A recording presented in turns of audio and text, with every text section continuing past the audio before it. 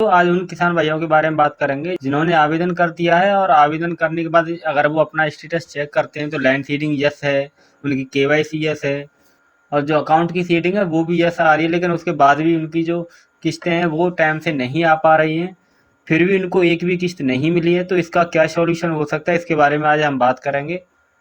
सबसे पहले बात करते हैं उन पॉइंट्स के बारे में जिसके चलते हमारा फॉर्म जो रिजेक्ट हो जाता है, बार बार रिजेक्ट हो जाता है, क्यों होता है सबसे पहले जान लेते हैं। अगर हम अपने बैंक की जो डिटेल है वो अगर हम गलत प्रोवाइड कर देंगे, उस केस में आपका जो है उस केस में आपका जो रजिस्ट्रेशन है वो कैंसिल कर दिया जाएगा, क्योंकि ये बैंक डिटेल अगर आप गलत दे दोगे तो आधार कार्ड से सीट नहीं हो पाएगी, जिसके चलते फॉर्म ऑटोमेटिक रिजेक्ट हो जाएगा। दूसरा है 22 करेट सीडी के अंतर्गत आना। जितने भी टैक्स पेयर हैं गवर्नमेंट ऑफ इंडिया के, वो इसके लिए एलिजिबल नहीं है। अगर वो फॉर्म अप्लाई करते हैं तो उनकी उस केस में भी आपका जो फॉर्म है वो रिजेक्ट हो जाएगा। तीसरा चीज़, अगर आपने जो बैंक डिटेल दी हुई है अगर वो बैंक डिटेल सही है और उसके बावजूद आपने ई-केवाईसी या डीबीटी ऑन नहीं कराया है, उस केस में भी आपका फॉर्म रिजेक्ट कर दिया जाएगा। ठीक है। अगर आपकी आयु 18 वर्ष से कम है और आपने फिर भी अप्लाई किया हुआ पीएम किसान सम्मान निधि के लिए, तो उस केस में भी जो आपका आवेदन है वो रिजेक्ट कर दिया जाएगा। तीसरा, पीएम किसान की एक ई-केवाईसी होती है, अगर वो ई-केवाईसी आपने नहीं की है तो भी उस केस में आपकी जो किस्तें हैं वो नहीं आएंगी।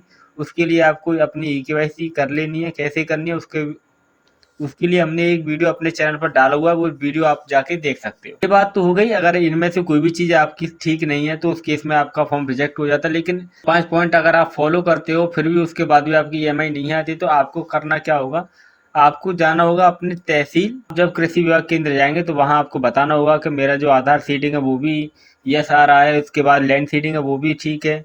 तो कभी कभी क्या होता है कि उनके सिस्टम से वो अपडेट नहीं होता है, तो आपको वहाँ से वो एक फॉर्म देंगे फिल करने के लिए।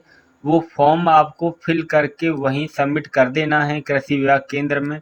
उसके बाद आपको 10 दिन का वेट करना है। 10 दिन के बाद आपकी जो डिटेल है वो वहाँ अपडेट कर दी जाएगी। तो उसके बाद जो नेक्स्ट ईएमआई आएगी उसमें आपकी जो किस्तें हैं वो सारी की सारी किस्तें आपको वहाँ मिल जाएंगी। काफ़ी लोगों के कमेंट आ रहे थे तो मैंने सोचा वीडियो बना के आपको डाल देनी चाहिए, जो आप अच्छे से समझ गए होंगे।